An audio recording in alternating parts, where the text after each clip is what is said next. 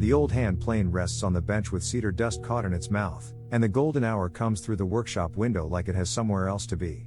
The danger is not the rocking chair, not the late afternoon, not even the empty space where his friend used to stand. The danger is how easy it would be to tell himself the promise died with the man who heard it. Most people think honor needs a witness, a handshake, a deadline, a living face waiting at the other end. But some promises become heavier after the witness is gone, because now no one will correct you, no one will remind you, no one will know how close you came to walking away. The carpenter runs his thumb along the old hand plane, smelling cedar and beeswax in the warm air. He is finishing a rocking chair for a grandchild who may never understand what this piece cost. And under every stroke lives the same quiet ache. His friend will never see the final curve, never test the rock, never smile at the work done right. So what is a promise when grief is the only one watching? This is where samurai discipline begins, not by escaping the weight, but by standing correctly inside it. The carpenter had built things for 40 years, which meant he knew the difference between finished and almost finished. Almost finished could fool most people. A chair could look complete from across the room. The back slats could line up clean enough. The arms could catch the light. The runners could be sanded smooth where a hand might touch them. You could stand in the doorway, glance once, and say, "That's beautiful." You could load it into the truck, deliver it with a quiet nod, and nobody would ever know that one joint still felt stubborn, that one curve on the rocker was half a breath off, that the final coat had been rushed because grief made the room feel too small. That was the problem. No one would know. The dusty workshop held the kind of silence that only appears after long work. Not empty silence. Used silence. The kind packed with sawdust, old radio static, coffee stains on a workbench, pencil marks on scrap wood, and the soft complaint of a floorboard under one boot. Golden light came through the side window and made every floating particle visible. Cedar shavings curled on the bench like little brown ribbons. A jar of beeswax sat open near the edge, its smell warm and clean, almost too gentle for the ache in the room. The rocking chair stood in the middle of it all. It was small. Not toy small. Grandchild small. Built for a body still learning balance, still climbing into furniture with both hands, still trusting adults to make the world sturdy. The carpenter had measured it twice, then again, because the promise had not been casual. His friend had said it months before the funeral, sitting on an overturned bucket in this same workshop, one hand around a paper cup of gas station coffee. "When she's old enough," he had said, "make her one of yours." The carpenter had laughed then. Not because it was funny. Because men like them often laughed when a thing was too tender to handle straight. "Yeah," he said. "I'll make it right." That was the whole contract. No signature. No deposit.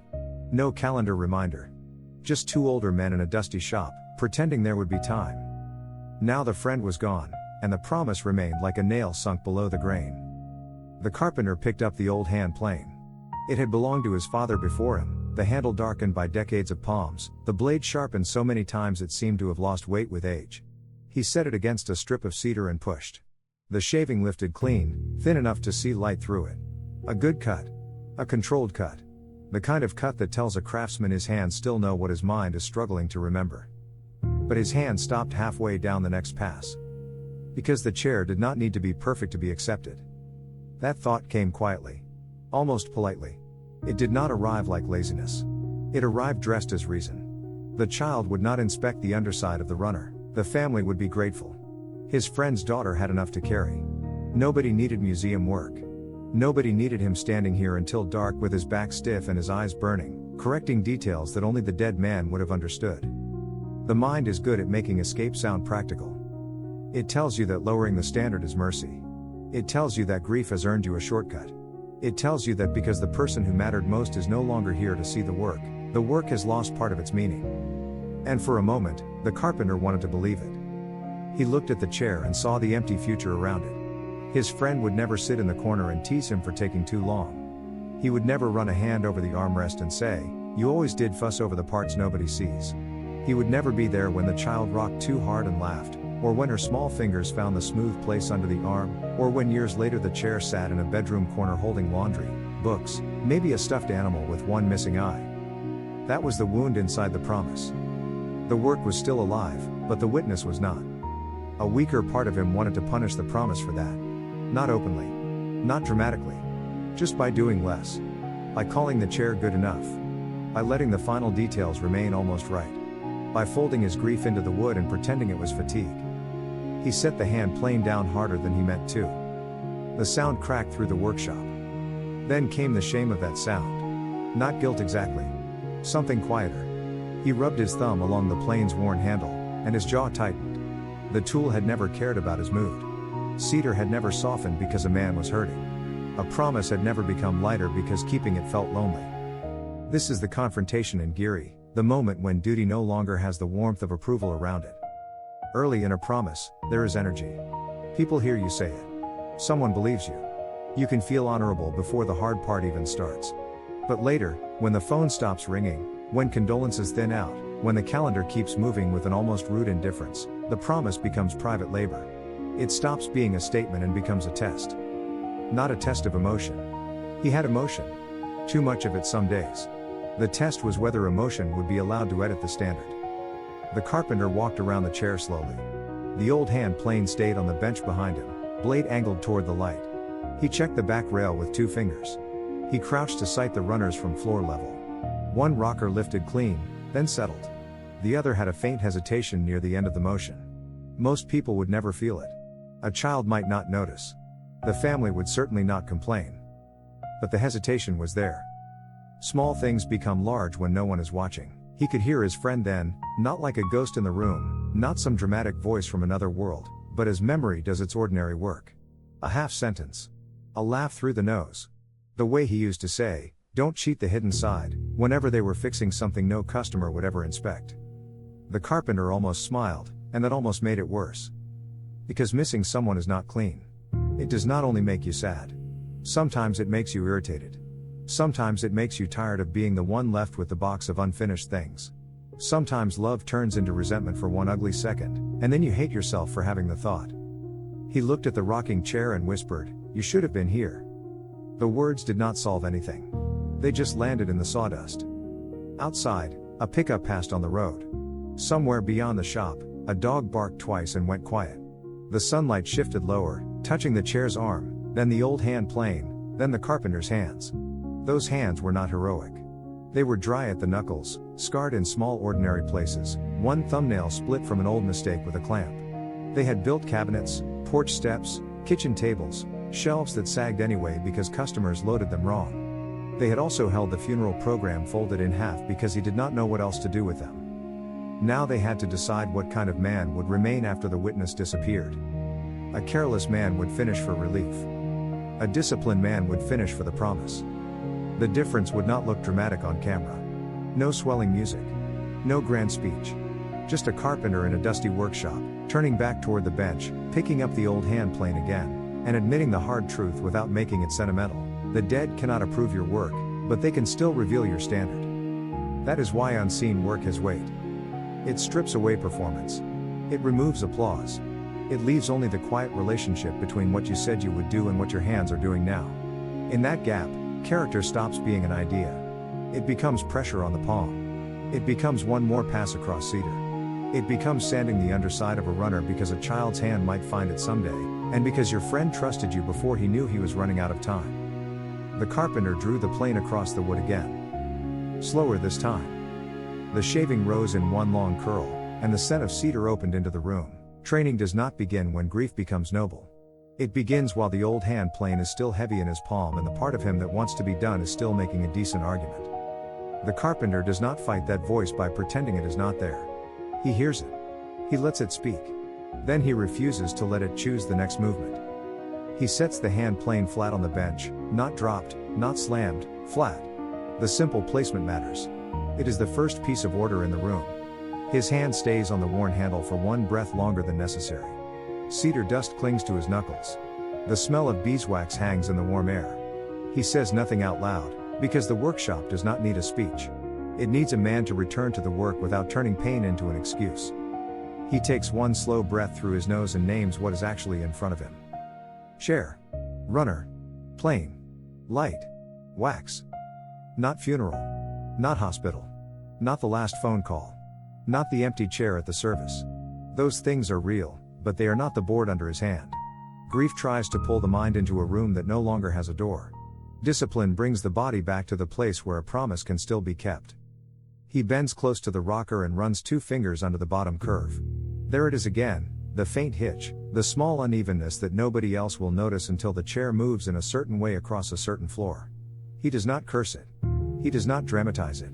He marks it lightly with a carpenter's pencil, a thin gray line near the underside where the light barely reaches. That line becomes mercy of a different kind. Not mercy that lowers the standard.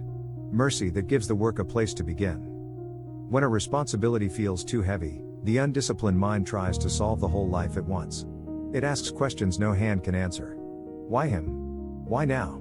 What was the point? Why finish this when the one man who asked for it is gone? The carpenter has no clean answer for any of that. So he shrinks the battle until it fits inside the next pass of the plane. He adjusts the blade. That is the second movement. Small. Exact. The kind of thing a careless man skips when he is tired. He holds the plane upside down toward the window and checks the mouth. Too much blade, and the cut will bite. Too little, and he will polish the problem without changing it. He taps the iron once, then tests it on scrap cedar. The shaving comes off too thick.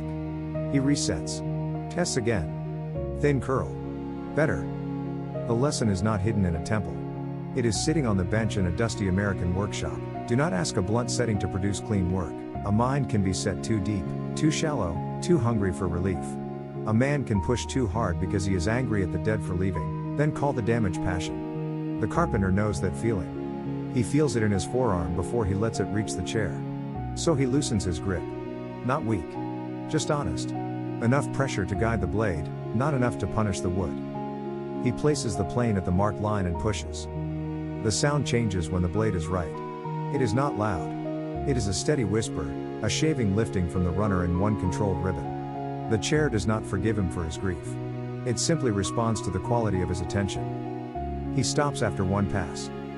This is hard for him. He wants to keep going, to chase the correction, to rush toward the private relief called done. Instead, he kneels and tests the curve again with his fingers. Still there, but less. The hesitation has softened. He marks a shorter line. He does not trust emotion to measure progress. He uses touch, sight, the chair's movement, the old knowledge stored in his hands. That is another form of giri, to serve the promise by refusing to make your mood the ruler. Golden hour lowers in the window. The shop begins to darken at the corners. He could turn on the overhead light, but for now he works inside the slant of sun. It catches the dust in the air and lays a thin shine across the chair's armrest. He remembers his friend sitting near that window, tapping ash from a cigarette he was not supposed to smoke, talking about the grandchild like the future had already agreed to wait for him. The memory presses in. The carpenter's hand tightens on the plane. He stops again. Not because stopping is weakness. Because the first command is often the command not to move while the wrong force is inside the movement. He lays the plane down, wipes cedar dust from the side of his thumb, and places both boots square on the floorboards. He lets the ache come through his chest without giving it a tool. Then he returns. He works the underside of the runner with smaller passes now. He checks the chair by setting it upright and pressing one hand to the back rail. The chair rocks forward, back. Almost right. He hears the soft rhythm on the wooden floor. Not applause. Not approval. Just motion becoming honest. He sands the place by hand. No machine. No shortcut. A folded piece of fine paper between his fingers, slow strokes along the curve, each one following the grain. The sanding is not glamorous work. It gives no dramatic sign of progress. It is the kind of work people skip because it feels beneath the visible result. But a child's hand might someday slide under that runner while dragging the chair across a bedroom. A small palm might find the edge. So the carpenter stays with it. The old hand plane waits on the bench. At the beginning of the afternoon, it was only a tool. Then it became a witness to his temptation. Now it becomes something steadier, a way back. Every time his mind drifts toward the man who will never see the chair, the carpenter returns through the same ritual. Touch the wood. Check the line. Set the blade. Make one clean pass. Test the movement. Do not rush the hidden side. That ritual does not erase sorrow. It gives sorrow a job that does not damage the work. He opens the jar of beeswax and takes a little on a rag. The scent rises stronger now, warm cedar, wax, dust, late sun. He rubs it into the armrest in slow circles, watching the grain deepen under his hand. The chair begins to look less like lumber and more like care made visible. Still, he does not let beauty fool him. He tips it back and checks the underside again. There are promises that fail in public with noise and explanation. Others fail in private, by one skipped detail at a time. The carpenter knows which kind this could become, and that knowledge keeps him honest. He cannot bring his friend back into the doorway. He cannot make the grandchild understand the weight of this afternoon. He cannot ask the dead man whether this is enough. So he asks the work. He sets the chair on the floor one more time, presses the back rail, and listens to the rock. Forward. Back. Forward. Back. This time, the motion is clean. By the time the sun lowers to the edge of the workshop window, the chair no longer looks like a project waiting to be finished. It looks like a decision that has survived the man making it. The room is still dusty. The floor still complains under his boots. The old radio on the shelf still has a cracked dial and a cord wrapped with black tape. Nothing has become holy because he worked through it. The grief has not lifted from the rafters. His friend has not returned to lean in the doorway with that crooked grin, pretending not to care while inspecting every inch. The absence remains. But it no longer has command of his hands. The carpenter stands back and watches the rocking chair move in the last gold of the day. Forward. Back. Forward. Back. A clean motion now. Not perfect in the way machines make things perfect. Better than that. Human perfect. The kind that holds a trace of labor, judgment, restraint, and care. The kind that says somebody stayed after the easy stopping point and corrected what nobody else would have blamed him for missing. He wipes his palm on his jeans and reaches for the old hand plane again. At the start of the afternoon, that tool had felt like weight. Like inheritance. Like accusation. Its worn handle reminded him of fathers, shops, long hours, and men who proved love by fixing things instead of naming what hurt. Then, in the middle of the work, it became a test. He had held it while deciding whether grief would lower the standard. Now he picks it up differently. Not lighter. Just clearer. He runs his thumb across the smooth, dark handle and sets the plane back in its proper place on the bench. Blade retracted. Sole wiped clean. Shavings brushed from its mouth. It is a small act, almost invisible, but it matters. A man who returns the tool with care is telling the room he did not merely survive the work. He completed his part of the relationship. There is still one more surface to check. He turns the chair gently onto its side and looks beneath the armrest, where a child's fingers might curl someday. The underside is smooth now. The wax has settled into the cedar, deepening the grain. He presses his thumb along the curve. No catch. No sharpness.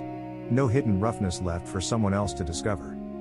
For a moment, he imagines the grandchild. Not clearly. He does not know her well enough for that. Just small hands. Socks sliding on a bedroom floor. A laugh that comes too loud because children have not learned to apologize for joy yet. Maybe years from now, she will drag the chair into a corner and forget where it came from. Maybe her mother will tell her once, twice, then stop repeating the story because life keeps moving. Maybe the chair will become ordinary. That thought hurts more than he expects. The work may never be understood. The promise may never be thanked in proportion to what it cost. The man who asked for it will never see the final piece, and still, the carpenter does not feel cheated in the same way he did before. The ache is there, but it has changed shape. Earlier, it pressed against him like a debt no one could pay. Now it feels more like a line he is still allowed to hold. That is the transformation. Not happiness. Not closure. Not some clean little ending grief agrees to sign. Only this, he is no longer using loss as permission to become smaller than his word. He lifts the chair upright again and presses the back rail with 2 fingers. It rocks in the quiet shop. The sound is soft, wood against wood, steady enough to disappear if you are not listening. But he is listening now. He listens the way a craftsman listens when the work has stopped arguing with him. The golden hour fades. The chair catches less light. Shadows stretch across the floor, crossing over the cedar dust and the curled shavings left from the final passes.